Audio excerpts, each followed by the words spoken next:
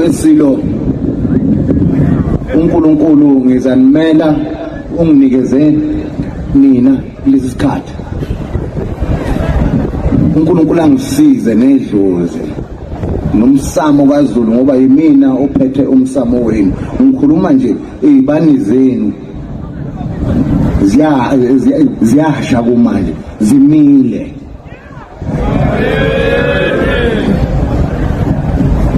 Zulu omnyama ndlela zimhlophe angizukwanda kakhulu ngoba nedlozi liyoze lingishaye. Ngenhlonipho lokhu okwenzakala eDington siyalimala lapho kodadewethu eyibawaqomile namakwelekwele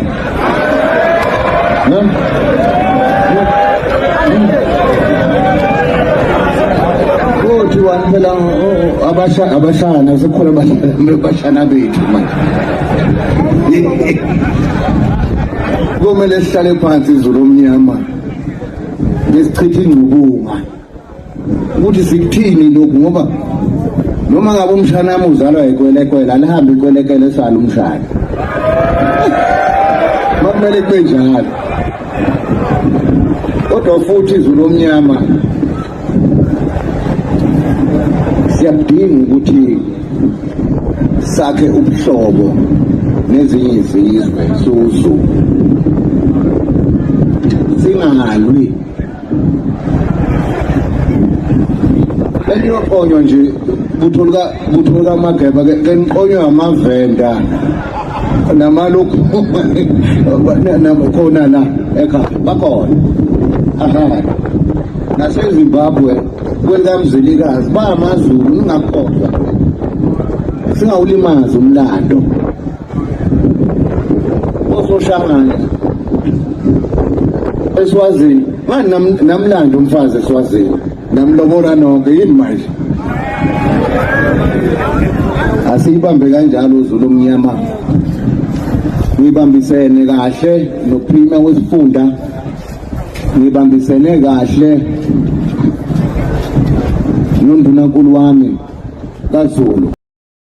Ithimbu-ke ukuqoma-ke kwezintombi zakuleli abantu befika ikhona okuholele ekutheni-ke abakuleli begcine sebebhekana-ke ngeziqu zamehlo nabo kufika esikoleni samabanga aphansi eDington Primary. Kuba ngizikhala-ke zokufunda sibonile everything that is happening. Kodwa guys, kodwa abantwana nibezani Nkosi yami, kanti why kungakhishwanga-ke mhlambe kubhala amagama ey'ngane phansi bese ziyakhishwa eklasini bese-ke bazikhipha kahle ingane bezihambise ngale bese mhlambe if bafuna ukudila nabazali badile nabazali, hhayi nje yonke le nto ebonakala abantwana kuyaphoswana omunye ushaya omunye ngempama omunye nengane ezilapho. Guys, ni-traumatize abantwana. Bekumele nje mhlawumbe umzali abizwe yiphi ingane yakho, thatha ingane yakho mhlawumbe uphumele ngale o mhlawumbe ziyiswe ngale esayidini zodwa bese abazali bazosithatha egate, something like that, into ene-order ukwenza ukuthi umntwana angabi traumatized. At the end of the day you guys, umntwana yena akanacala, right? Umntwana ofakiwe esikoleni. So bekumele yonke lento ye-strike nani mabezotoyitoya abantu-ke kube kungabadala bodwa, ningazihlanganisi ingane nabo.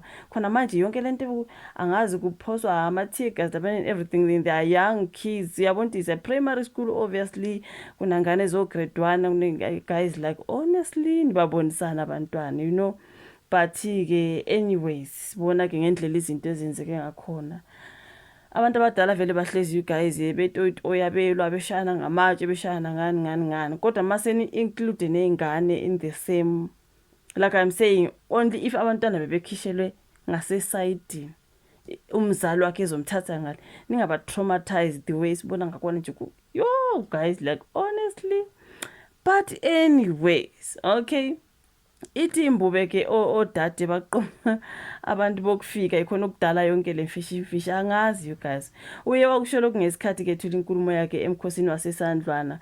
Sishubile isimo laphana you guys e-Edington Primary School njengoba-ke izinhlangano eziphikisana nabo kufika i-march and march konke ne-operation Dudula-ke beba nemibhikisho ngaphandle kwesikole bekhala ngokuthi izingane zabantu bakuleli ziye zaswela isikhala sokufunda, right, ekubeni kabantu kugcwele ke izingane zabantu bokufika laphana abangenawo amaphepha nakhona. So like umntana usuke umfake kanjani guys uma ungenazo iy'ncwadi? Like I do not know, they just go and speak bese beyamthatha umntwana. I do not know, I'm just checking. So ithe imbube ke akukuhle kodwa kwenzeka laphana ngase-Edenton. Uthe lokhu okwenzeka lapha e-Edenton siyalimala lapha ngodadewethu kodwana ngoba phela sekukhona nabashana. Washo njalo-ke yasho indlulamithi yamakhozi ithi sekufanele ke luhlalele phansi ke lolo daba-ke kufanele kukhulunywe ukuthi-ke kuzothiwani-ke ngalokhu ngoba-ke noma ngabe phela umshana uzalwa umuntu okufika akahambe-ke asala umshana kuhambe mhlawumbe uma wakho or ubaba wakho mangabe ubaba ungena okufika or umama ungena okufika, whatever the situation is. Mangabe kumele kube njalo, yathi imbube izinsizwa zikaZulu nazo kufanele ke ziyoqonywa ke kwezinye izizwe. Othe naZulu omnyama siyakudinga ukuthi ke sakhe ubuhlobo nezinye izizwe siwuZulu singalwi. Ake niyoqonywa nani nje ebutho likaZulu, niyoqonywa amavenda khona le ngale ngaseZimbabwe kwelikamzilikazi. Wathi bangamaZulu ningakukhohlwa ke lokho, singawulimaza umlando ososhangane eSwatini enganamlando umfazi eSwatini namlobola nonke manje. Isilo ke leso sinxusa uZulu kuba ke ungazithatheli umthetho esandleni. Wathi ke abanezikhalo kufanele ke beze kuyena. Wathi ngiyanithembisa ukuthi ayikho impi esizoyiqala, sizokhuluma nabo nje kuphela ukuthi sukani ni la. Okay, akekho ke umuntu ongenalo ikubo, everyone unekubo you guys. So yamena imbubi itheke izokhuluma kahle ngalolu daba uma sekuqedwe yonke imikhuba egcinwe ihambisana ke nomkhosi woselo. Waphinde wakhuza ukungena ke ngomkhono nesiphanga kweminyango kahulumeni emikhosini yaseNdlunkulu. Wathi lo mcimbi esikuwo namhlanje akuwona umcimbi kahulumeni, wayengekho uhulumeni ngesikhathi ke uJinindi ephaka lempi kwakhona uZulu. Lamanje uhulumeni akangagaxeli ke ngoba yena kuphela ephethe imali thina singenamali. uKing Misizulu kaZwelithini you guys he was addressing uZulu ngale you guys wasekhuluma ke ngendaba eyenzeka lapha ngasesikoleni sase-Edenton Primary. Kubonakala kuliwa nje ngempela you guys. Mina ngazi ukuthi like ungumuntu wangaphandle besho bethi asikufundi la, wawungathatha umntwana uhambise at a private school at least. Ngiyazi ukuthi imali ayikho, abantu abasebenzi staff mhlambe, that is the issue. Guys, asihambiseni iy'ngane zethu like kuma-private la sizofika sikhokhe khona i-school fees. Angithi bakhalela ukuthi manje nibafaka lapha esikole zika-government anikhokhi lutho and nina ningabokufika. You mustn't benefit from u-government wase-South Africa. That's what they are saying, right? Thatha kumntana umhambisa la uzokhokha khona i-school fees. That's me, I do not know.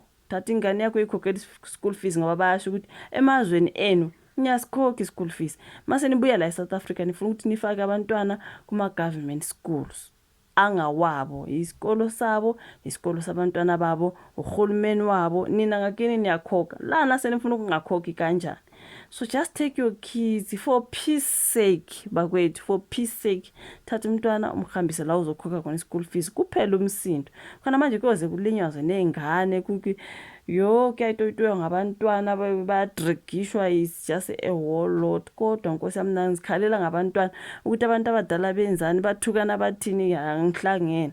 Kodwa ke makuhlangene nabantwana ngendlela embone engakhona kuma-videos, but ke anyways ushuvo la ka comment section, ulike i-video, subscribe, ushare bese siyabonana kwezayo. Bye.